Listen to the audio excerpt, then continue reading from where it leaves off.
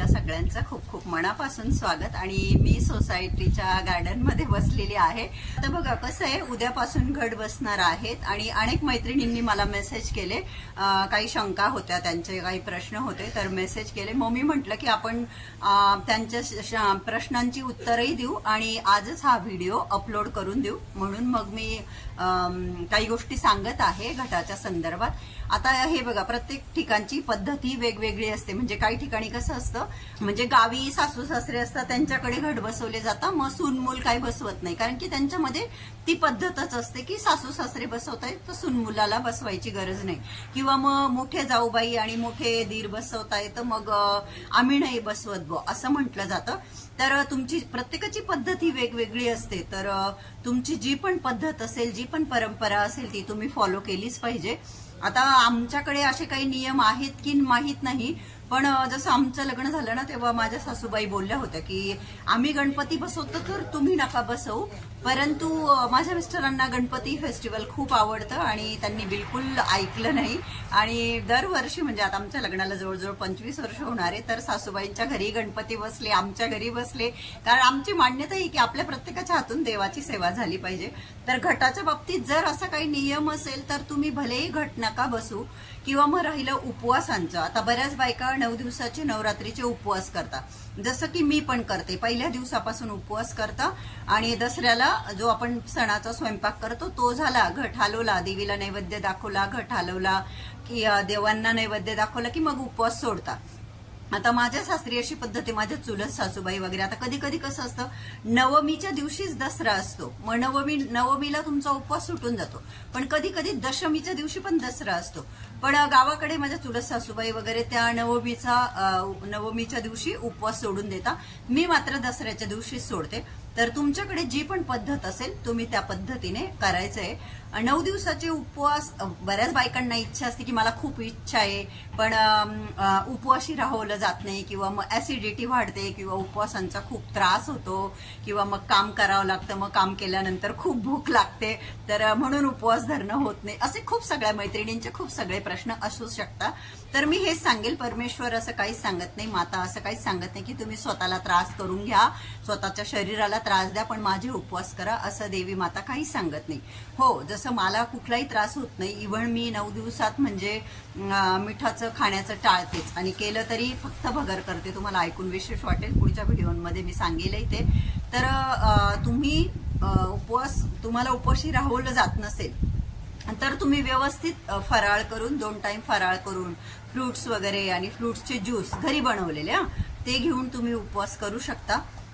किंवा नाही तुमच्याकडून उपवास निघत, तुम्ही उठता बसता उपवास करू शकता। उठता बसता उपवास म्हणजे उद्या आता 15 तारीख आहे, तर तुम्ही उद्याचा उपवास धरायचा, उद्या घटस्थापना होणार आहे आणि परवाकडे उपवास सोडून द्यायचा, आणि तसंच अष्टमीला उपवास धरायचा आणि नवमीला सोडून द्यायचा, त्याला उठता बसता उपवास धरणं असं म्हणता।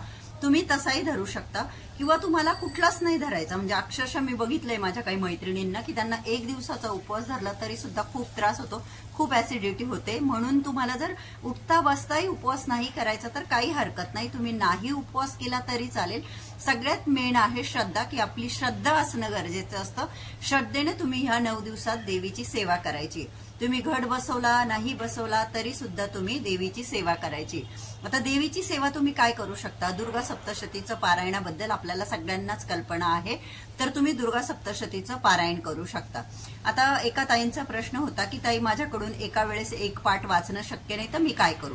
आता हे बघा, दुर्गा सप्तशतीचं जे पुस्तक आहे त्याच्यामध्ये 13 अध्याय आहे, आणि आधी बरंच आहे काही, देवी कवच, अर्गला स्तोत्र, सिद्धकुंजिका स्तोत्र, बऱ्याच गोष्टी आधी, आणि नंतर अध्यायांना सुरुवात होते। तर मग मी त्या ताईंना सांगितलं की तुम्ही ते सगळं आधीचं वाचा आणि पहिला अध्याय वाचा पहिल्या दिवशी, आणि नंतरचे 6 दिवस 2-2 अध्याय वाचा, असं तुमचं एका आठवड्यामध्ये एक पाठ होईल। पण शक्यतो मी असंच सांगेल, तुमच्याकडून रोज समजा पूर्ण पाठ करणं शक्य नाही, 1.5-2 तास लागतात सगळी सेवा करायला, तर रोज हे सगळं शक्य नाही।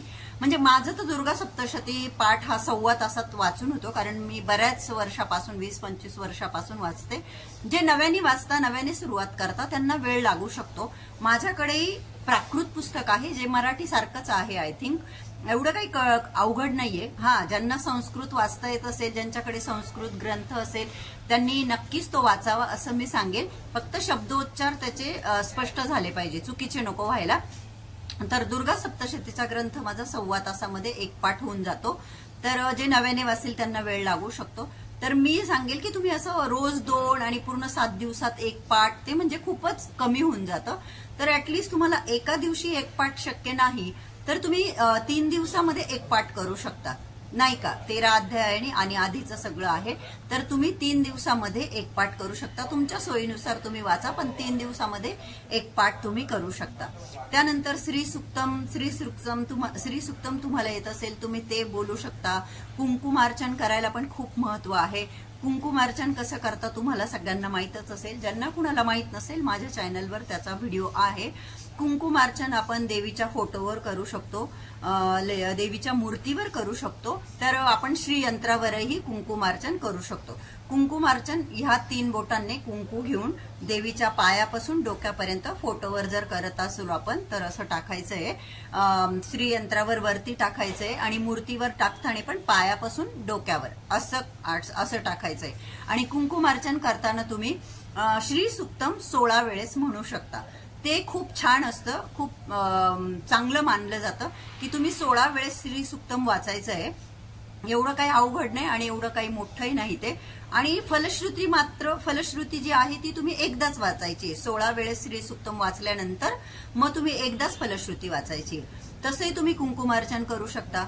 किंवा मग तुम्ही 108 वेळेस नवार्णव मंत्र ओम ऐं ह्रीं क्लीं चामुंडाय विच्चे 108 वेळेस नवार्णव मंत्राचा उच्चार करून सुद्धा तुम्ही कुंकुमार्चन करू शकता. देवीचा कुठलाही मंत्र म्हणून तुम्ही कुंकुमार्चन करू शकता.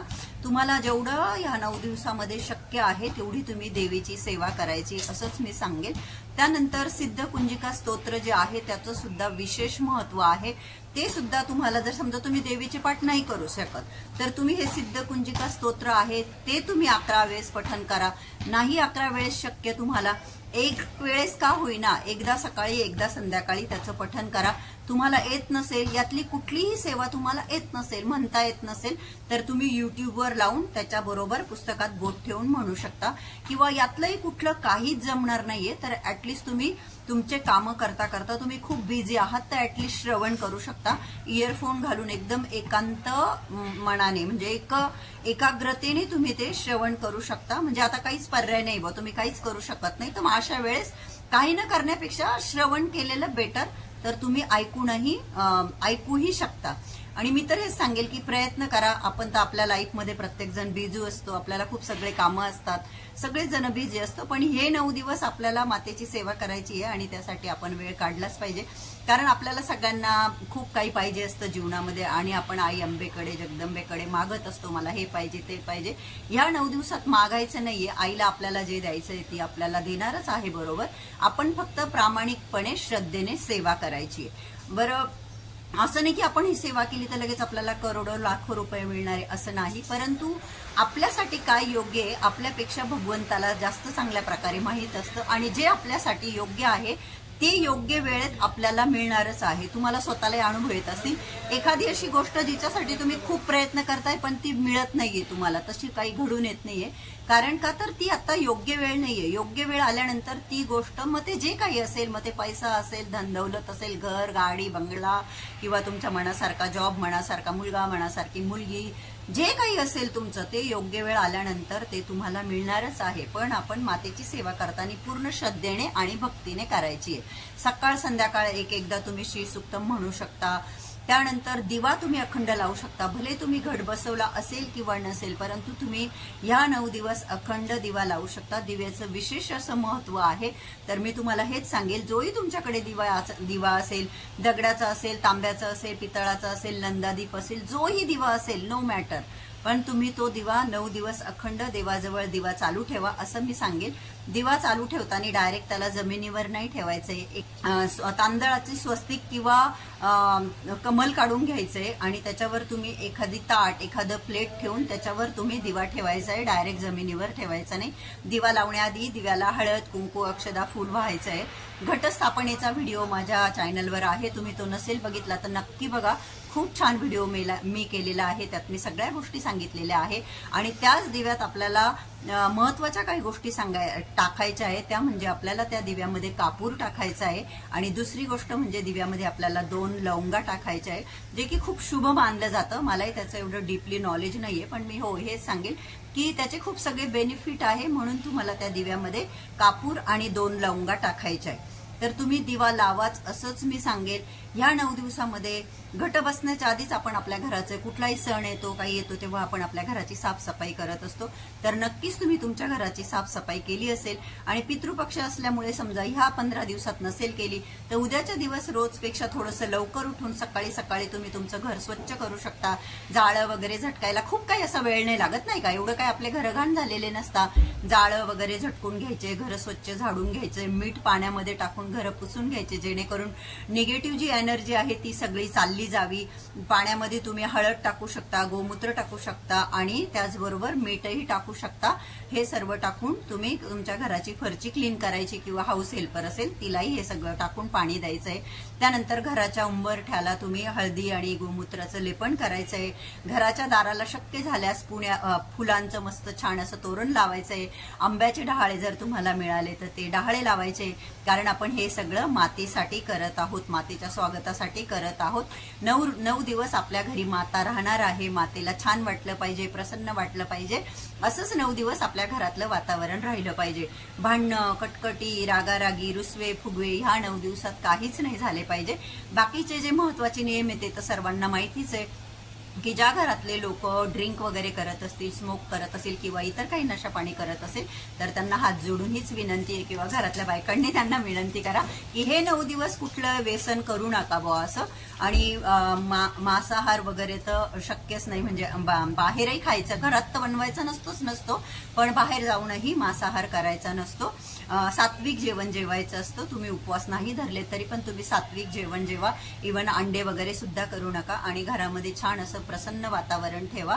जसं मी म्हटलं माझ्या चॅनलवर घटस्थापनेचा व्हिडिओ आहे, तुम्ही बघू शकता. त्या पद्धतीने तुम्ही घटस्थापना करू शकता आणि जे तुम्हाला शक्य आहे, जसं मी म्हटलं श्री सुक्तम म्हणा किंवा मग सिद्ध कुंजिका स्तोत्र म्हणा किंवा मग दुर्गा सप्तशतीचा पाठ म्हणा, जेही तुमच्याकडून शक्य आहे ते तुम्ही आवर्जून वाचायला शक्य नसेल, जमत नसेल तर ऐका, पण ते नक्की करा असंच मी सांगेल. आणि तुम्ही समजा घट बसवणार नसाल तर तुम्ही उद्याच्या दिवशी मंगल कलशाची स्थापना देखील करू शकता. कलशाची स्थापना कशी करायची आपल्याला माहिती आहे. एखाद्या छान डिश मध्ये तांदूळ घ्यायचे, त्याच्यावर तांब्या भरून ठेवायचा आहे. त्या तांब्यामध्ये 1 रुपयाचं नाणं, सुपारी, हळद, कुंकू, अक्षदा, फूल ठेवायचंय आणि त्या तांब्यामध्ये नागलीची जी पानं असतात जी खाल्ली जातात ती 5 पानं ठेवायची. तुमच्याकडे नागलीची पानं नसेल, तुम्ही आंब्याची पानं ठेवली तरी चालेल आणि त्याच्यावरती नारळ ठेवायचंय. तर तुम्ही कलशाची ही स्थापना करू शकता आणि तो कलश तुम्ही कायमस्वरूपी तुमच्या घरात ठेवू शकता. हो, प्रत्येक महिन्याच्या पौर्णिमेला त्या कलशाचं पाणी बदलून टाकायचंय. कलश स्वच्छ घासून पुसून स्वच्छ करून ठेवायचा आहे. त्यातली पानं जेव्हा तुम्हाला वाटेल की खूप खराब झाली बुवा, एखादा देवीचा वार असेल, मंगळवार असेल, शुक्रवार असेल, त्या दिवशी तुम्ही त्यातली पानं किंवा पाणी आठवड्याला बदललं तरी चालेल, काहीच हरकत नाही. तर तुम्ही मंगल कलशाची सुद्धा उद्या स्थापना करू शकता. तर अशा पद्धतीने 9 दिवस तुम्ही मातेची मनोभावे पूर्ण श्रद्धेने सेवा करायची आहे. जी पण तुमची इच्छा असेल ती तुम्ही मातेला सांगू शकता. जसं मी तुम्हाला म्हटलं, योग्य वेळ आल्यानंतर ती गोष्ट तुम्हाला नक्कीच मिळणार आहे. आणि तुम्ही जर घटही बसवणार आहात, 9 दिवसाचे उपवासही करणार आहात, सप्तशतीचे पाठही करणार आहात, श्री सुक्त, सिद्ध कुंजिका स्तोत्र, हे सगळ्या सेवा करणार आहात जसं की मी करणार आहे, तर आपल्याला हे सगळं करण्याआधी आपण जेव्हा घटस्थापना करतो, मी व्हिडिओ केला पण त्यावेळेस मी व्हिडिओ करत होते म्हणून मी त्यात सांगायला विसरली. तर आपण संकल्प करायचा आहे. संकल्प करून आपली जी काही इच्छा असेल ती बोलायची आहे मातेला आणि संकल्प केल्यानंतर आपल्याला छान अशी घटाची स्थापना करायची आहे. तर हे 9 दिवस खूप म्हणजे खूप छान जातात. जसे गणपती बाप्पाचे 10 दिवस एकदम आनंदात जातात, तसेच हे 9 दिवस सुद्धा खूप छान आनंदात जातात. नवरात्रीमध्ये जिकडे तिकडे गरबा खेळण्याची, दांड्या खेळण्याची प्रथा असते. बायका जातात छान नटून थटून, घागरा वगैरे घालून. आमच्या इथेही होणार आहे ते उद्याच, फर्स्ट माळेलाच. तुमच्या सगळ्यांच्या मनातील ज्या पण काही चांगल्या इच्छा असतील त्या माता राणी पूर्ण करो. तुमच्या सगळ्यांच्या जीवनातील संकटांचा, विघ्नांचा नाश करो. तुम्हाला मला सगळ्यांना सद्विवेक बुद्धी देवो आणि आपल्या सर्वांचे कल्याण करो. हीच आपण सगळे मिळून मातेच्या चरणी प्रार्थना करू. तर आशा करते की आजचा हा व्हिडिओ तुम्हाला बऱ्यापैकी हेल्पफुल वाटला असेल. जर हेल्पफुल वाटला असेल तर व्हिडिओला लाईक करा. चॅनलला अजून सबस्क्राईब केलं नसेल तर प्लीज सबस्क्राईब करा. आणि अजून काही प्रश्न असेल तर तुम्ही मला कमेंट बॉक्समध्ये कमेंट करून विचारू शकता. आजचा हा व्हिडिओ बघितल्याबद्दल तुम्हा सगळ्यांचे मनापासून खूप खूप धन्यवाद. जय माता दी.